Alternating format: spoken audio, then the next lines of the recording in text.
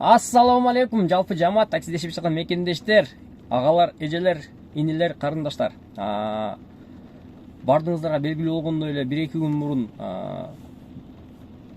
Яндекс.Сферага бойкот жарыяланган. Ошо бойкоттун группасында көптөгөн СМСтерди окуп, көптөгөн сообщенияларды көрүп, көптөгөн обращенияларды көрүп, бир ой келди да.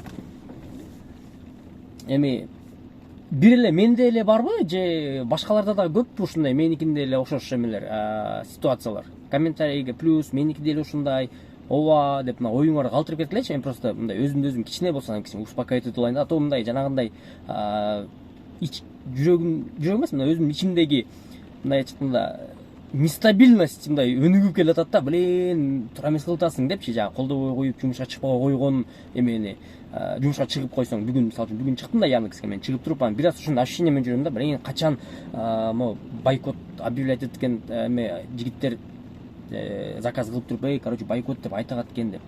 Себеп дегенде менде эле бар болгон эле сезилип атат да. Кредит, квартира, машинанын арендасы, газды, эми күнүнө кичине продуктан аркы берки болот атпайбы? Мен эми 2 күн, мисалы үчүн 2 күн чыккан жокмун да, чыкпай уже жанагындай эме болуп кетти да.